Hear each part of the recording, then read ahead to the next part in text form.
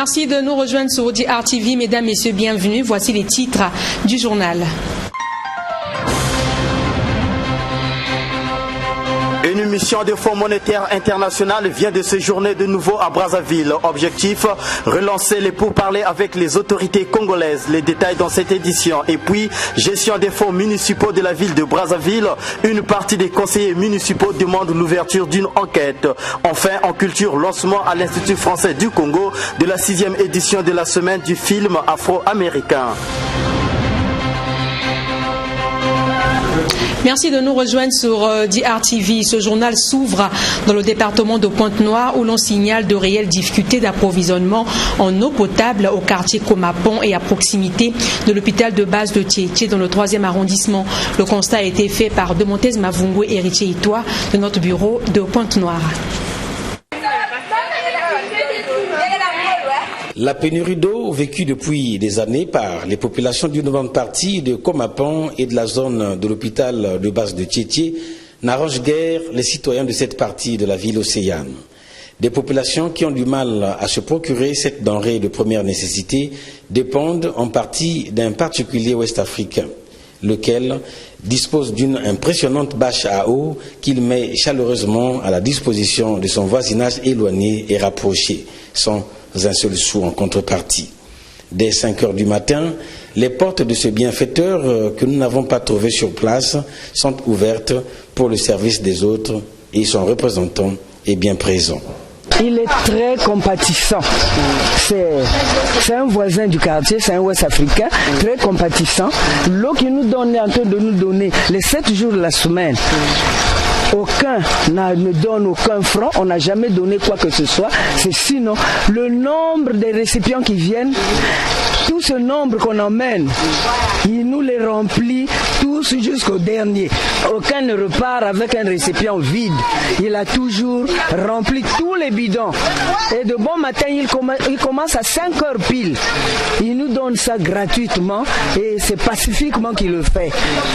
C'est à ses frais, à ses propres frais.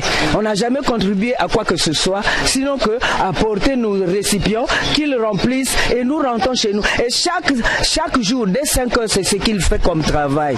Par ici, où l'eau de la Congolaise des eaux est quelquefois disponible, ce conduit d'eau a été endommagé depuis quelques jours.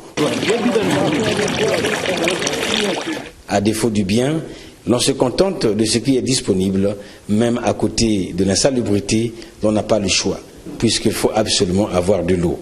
Enfin, il est préférable d'avertir les services techniques de la Congolaise des eaux de toute panne ou cassure observée sur le réseau hydraulique. En allumant cette bougie, ce citoyen n'a pas pu faire le travail qu'il faut. Attendant donc les services habilités jouer leur partition.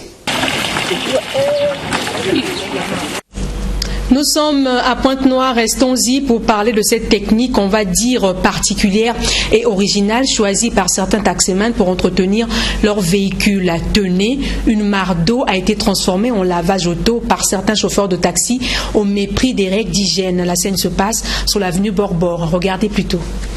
Déjà, on va mettre sur un camion, c'est bon. Il y a un lavage, on va mettre un lavage. Ce spectacle est une nouvelle méthode pratiquée par les chauffeurs de taxi évitant de débourser 1000 francs voire 1500 francs CFA pour le lavage de leur taxi. Pour ce faire, ces mêmes chauffeurs s'érigent en laveurs utilisant ainsi cette eau stagnante et foulant aux pieds les principes et règles d'hygiène. C'est finalement toute une équipe qui se retrouve quotidiennement à ce rendez-vous de nettoyage situé non loin de l'avenue Mariengouabi dite Borbor, à proximité de la direction départementale de la sécurité civile. Ces chauffeurs sont soumis à cet exercice 2 fois dans la journée et les riverains, eux, peinent à circuler à cause de cette espèce de lac qui s'est formé depuis plus de 2 mois. Une mare d'eau créant un obstacle de circulation. Tous ces chauffeurs devenus laveurs par circonstance n'ont plus que les chiffons comme article pour donner un éclat à leur véhicule en vue d'attirer la clientèle.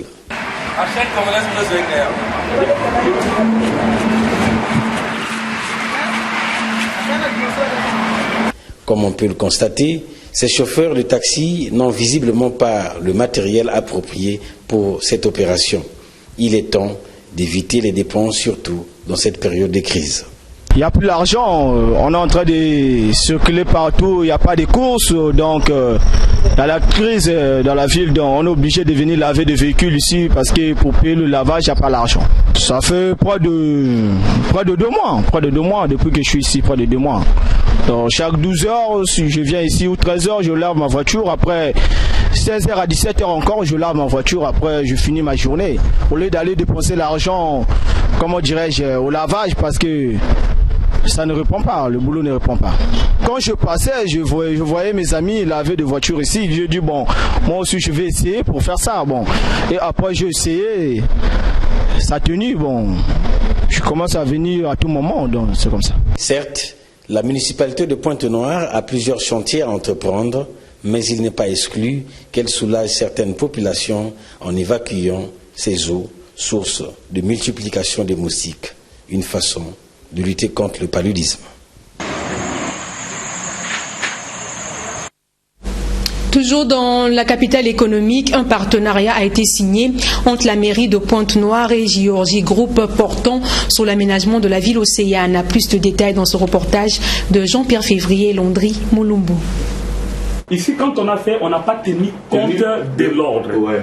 Dirjo Group, une consultante de travaux publics dont l'objectif est de rendre les projets de ses clients réels, a été choisie en partenariat par la mairie de Pointe-Noire pour l'aménagement et modernisation des avenues dans les 6 arrondissements de la ville océane. Les cas des avenues Hyacinthe Bakanga, Monseigneur Eduardo Mwaka et la route des Caravanes aux connexions des arrondissements 6 Ngoyo et 3 Tietie ont fait l'objet de 2 séances de travail. Celle du 24 février 2020 en présence du député maire de la ville de Pointe-Noire, Jean-François Kondo, où le directoire de Dirjo Group a fait la remise officielle du projet en étude aux autorités de la ville. Séance de travail poursuivie le mardi 25 février 2020 avec les techniciens de la mairie qui ont été édifiés sur la présentation du projet, les caractéristiques des amorces, longueur et emprise des avenues en projet de construction avant la présentation de l'entreprise Dirjo.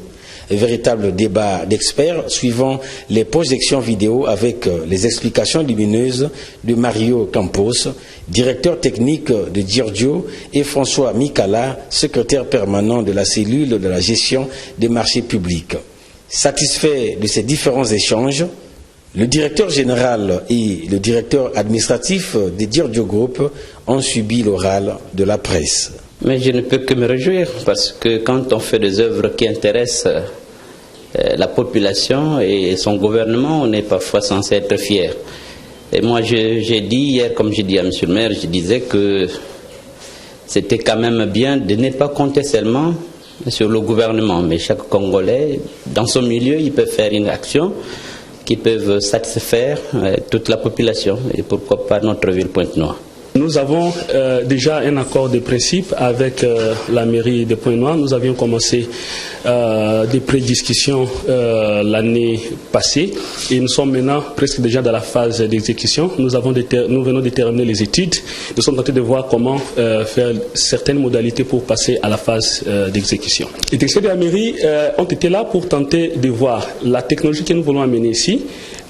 Confronter ça aux réalités sur terrain. Il serait pratiquement impossible d'amener quelque chose qui n'encadre pas avec les réalités sur terrain. Donc on devrait discuter avec les techniciens locaux pour tenter de voir qu'est-ce que nous pouvons garder, qu'est-ce que nous pouvons améliorer et quels sont les impacts socio-économiques sur les terrains.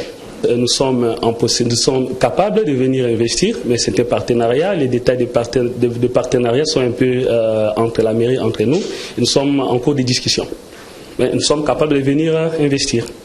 Reste donc aux 2 partenaires de signer le contrat d'attribution pour permettre à cette entreprise de la SADC installée en Angola et en Namibie de mettre en route ce projet ambitieux.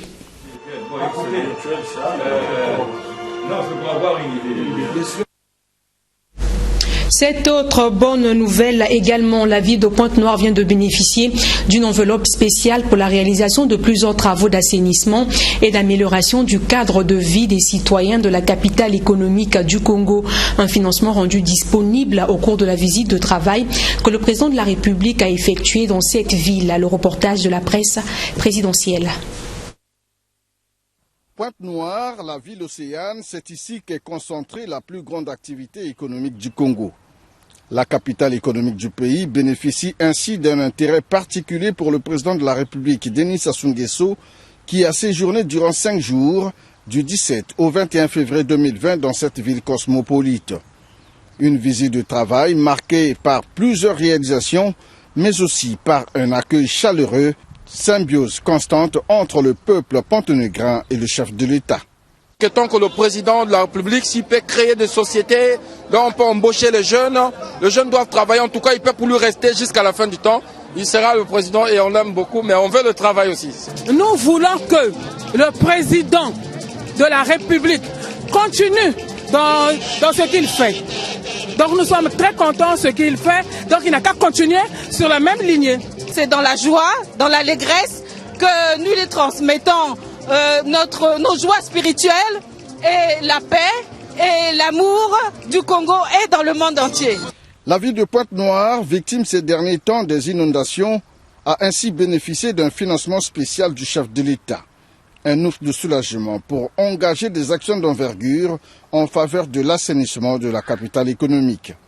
Cette dotation qui arrive au moment où vous avez foulé le sol ponténégrin s'inscrit finalement bien dans la symbolique biblique de l'enfant prodige, comme ce bœuf que le père fit égorger pour fêter le retour de son fils au bercail.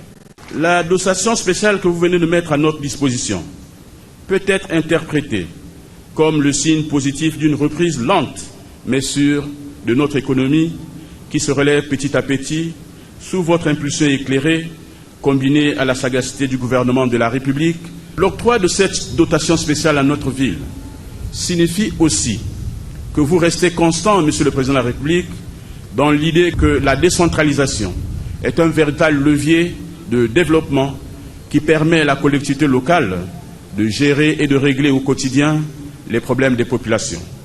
Excellence, Monsieur le Président de la République, pour ce geste louable, Pointe-Noire vous dit Tatonde Ben.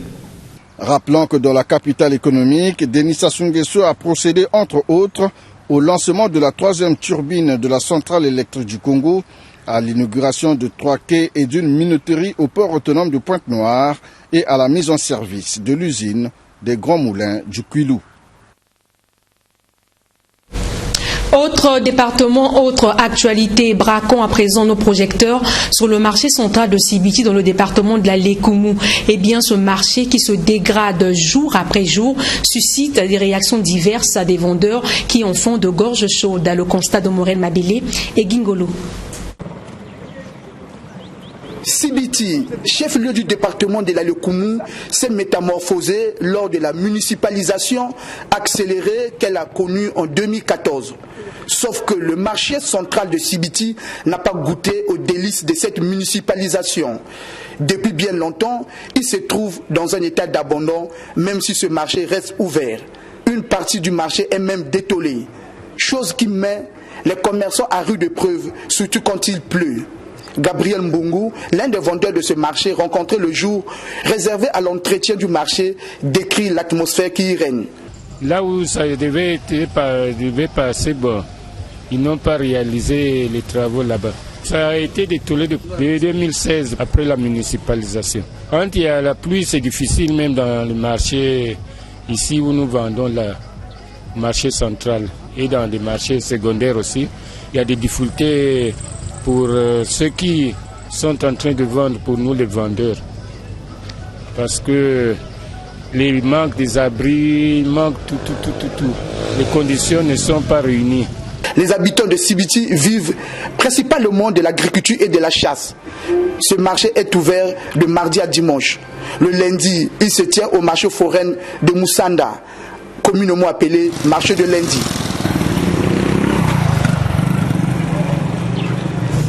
L'actualité à Brazzaville, c'est la communication du préfet du département de Brazzaville à l'attention des maires relevant de sa zone de compétence. Pierre Seber Iboko Onanga, qui sollicite l'implication des maires pour la réussite du recensement général de la population et de l'habitat, a également demandé aux premiers citoyens des différents arrondissements de faire respecter toutes les mesures préventives prises par le gouvernement de la République pour se prémunir contre le coronavirus. Les explications de Léonie Tsoumou. C'est une communication qui a essentiellement porté sur la rentrée administrative 2020 du département de Brazzaville. 2020 est une année décisive parce qu'elle prépare 2021, année de l'élection présidentielle.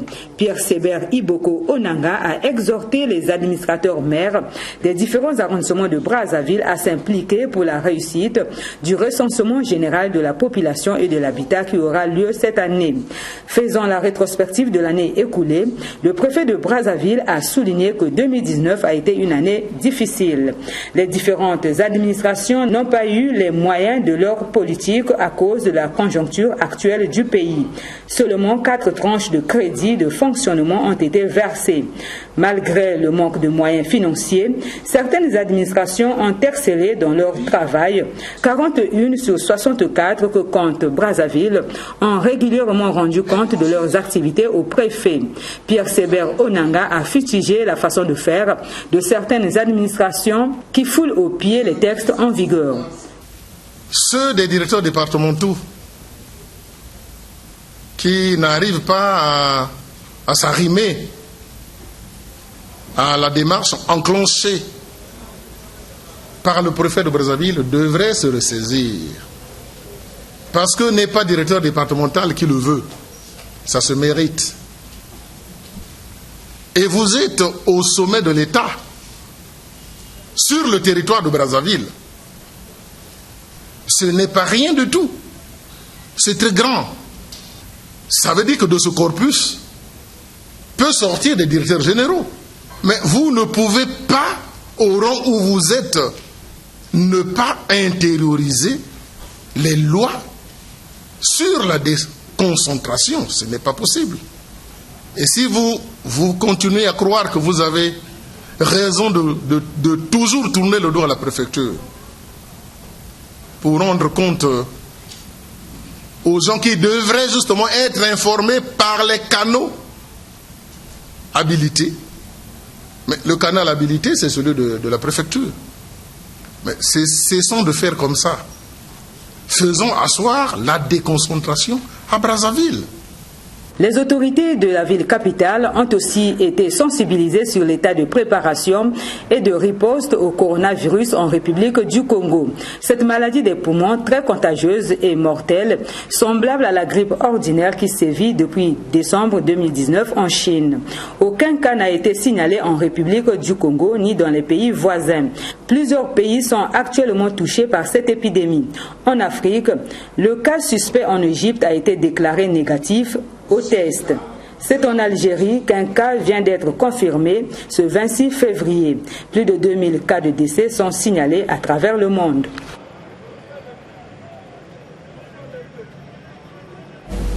« 67 conseillers municipaux sur les 101 que compte le conseil municipal de Brazzaville, tous signataires de la pétition transmise au ministre de l'Intérieur, sollicitent une enquête sur les fonds municipaux. Ces élus locaux estiment qu'il est inapproprié et impossible de tenir une session ordinaire et budgétaire dans des conditions présentes.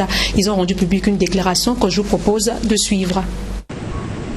Considérant l'impérieuse nécessité de sauver la deuxième moitié de la mandature du Conseil départemental et municipal de Brazzaville 2017-2022, avec un autre président du Conseil capable d'assurer une gestion efficiente des affaires locales de Brazzaville par des réalisations concrètes et collégiales et en collégialité avec les autres membres du bureau exécutif, tout en respectant la volonté des décisions des élus locaux de Brazzaville. En conséquence, nous, élus locaux de Brazzaville, attachés à la bonne gouvernance démocratique et transparente de la collectivité locale de Brazzaville, retirons notre confiance au président du conseil départemental et municipal, Christian Roger Okimba. Exprimons notre désaveu de M. Christian Roger Okimba au poste de président du conseil départemental et municipal de Brazzaville. Prions le gouvernement de tirer des conclusions appropriées sur cette situation. Et puis cette information, le président du conseil départemental et municipal, la maire de Brazzaville, porte à la connaissance de tous les distingués conseillers du département et de la commune que la 5e session administrative des séances budgétaires s'ouvrira ce jeudi 27 février 2020 à 11h précise dans la salle de conférence de l'hôtel de ville. Vu l'importance de l'ordre du jour, la présence de tous les conseillers est indispensable. Accord Congo-FMI, une délégation du FMI a séjourné à Brazzaville du 20 au 26 février dans le cadre d'une nouvelle mission d'évaluation pour de toute évidence tenter de renouer le dialogue avec le Congo 2 mois après la promesse ajournée en novembre 2019 du versement de plus de 44 millions de dollars. Cette délégation est venue faire le point de la situation économique et voir comment le FMI pourrait continuer à aider le Congo à pouvoir relever les défis de la bonne gouvernance. Le reportage de Morel Mabélé et Aude Varese d'Abira.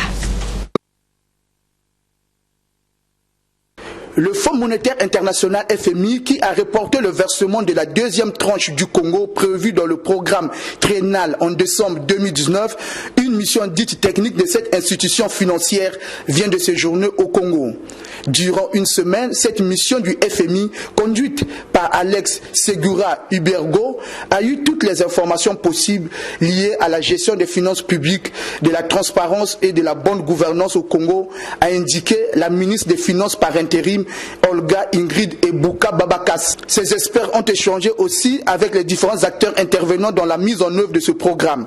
Le Congo est très satisfait de cette poursuite des discussions avec cette institution de Bretton Woods, a signifié Olga Ingrid Ebuka Babakas. Je puis donc aujourd'hui affirmer que les choses se sont bien déroulées. La mission a eu accès à toutes les informations.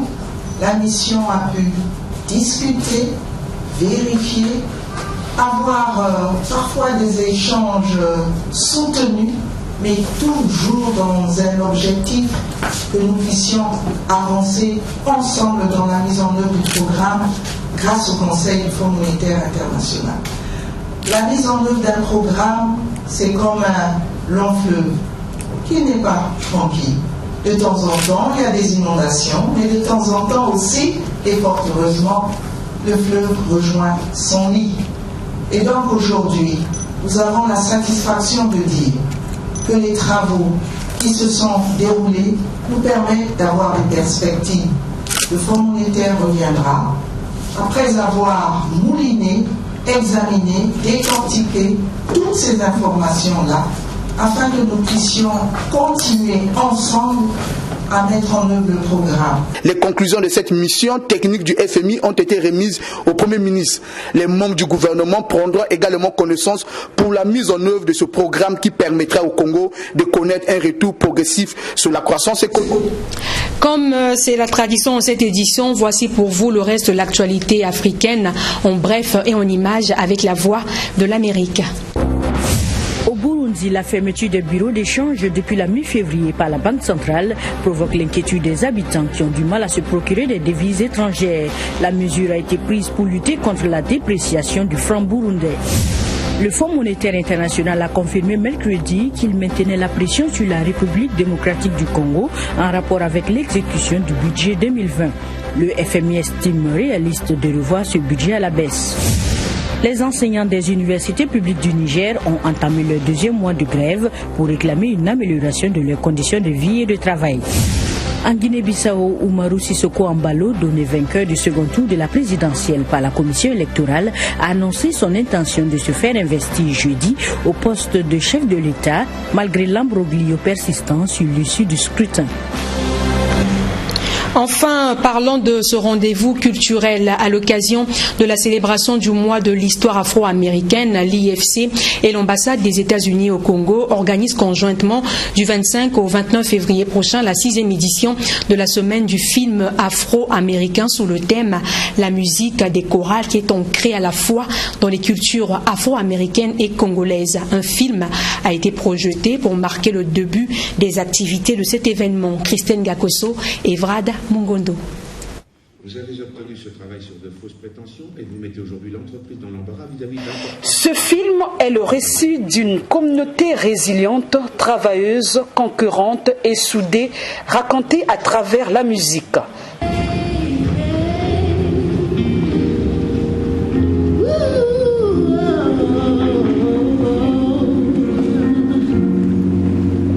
Il rappelle au fait qu'on peut surmonter les impasses sur notre parcours à condition qu'on soit unis dans le travail.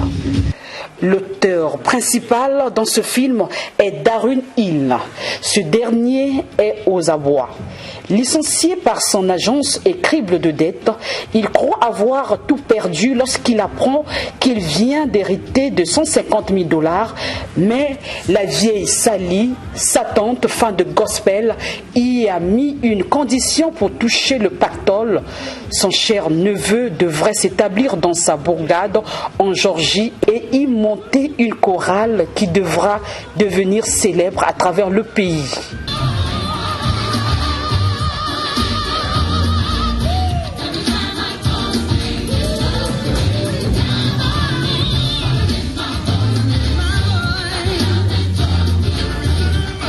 Cette œuvre de l'esprit marque l'ouverture de la soirée de la 6e édition de la semaine du film afro-américain. Cette édition s'inscrit dans le cadre de la célébration du mois de l'histoire afro-américaine, célébrée en février de chaque année. Il donne l'opportunité de célébrer ce qui est lié et de se souvenir de l'héritage honteux de l'esclavage et de la lutte des Afro-Américains. L'officier des affaires publiques à l'ambassade des États-Unis au Congo explique. Ce n'est pas seulement une journée, c'est en fait un mois. Aux États-Unis, on a ce qu'on appelle Black History Month. Et pour tout le mois de février, on célèbre les contributions des Afro-Américains aux États-Unis de notre culture et de notre vie. L'ambassade des États-Unis ici au Congo est toujours intéressée à montrer les liens avec les États-Unis et le Congo. On veut toujours promouvoir notre relation bilatérale. Donc, on peut vous introduire un peu notre culture, notre cinéma, pour vous montrer les similarités entre nos deux cultures et aussi des racines des Afro-Américains, peut-être ici au Congo et des autres pays en Afrique. Très éblouis, les amoureux de la 7e art ont apprécié ce rendez-vous qui contribue à l'enrichissement de la connaissance. J'ai aimé beaucoup ce qu'il nous est présenté afin de nous inspirer d'abord et de voir un peu ceux qui ont du talent et qu'est-ce qu'il faut faire. Parce que la plupart de ceux qui sont sortis aujourd'hui, ils sont sortis du choral. C'était très bien, surtout ça, comme je suis venue avec mes enfants, ils en ont profité pour découvrir un peu la culture afro-américaine, surtout via les gospels, un peu l'église et le lien avec la société. Et je crois que c'était très important parce que ça impliquait aussi plusieurs classes sociales, je dirais, parce qu'il y avait des prisonniers qui chantaient, il y avait des gens qui étaient pointés du doigt parce que c'est des personnes qui chantaient dans des bars. En fait, ça représente un peu la vie qu'on mène en ce moment. Si on se fixe des objectifs, on peut toujours l'atteindre via l'église en gardant sa personnalité et ce que l'on fait, en fait. Très bien, parce que c'était un film gospel, il y avait des prisonniers qui chantaient aussi. On rappelle, cette année, le thème choisi de la semaine du film afro-américain est la musique des chorales. Cette soirée est organisée en partenariat avec l'Institut français du Congo et l'ambassade des États-Unis au Congo.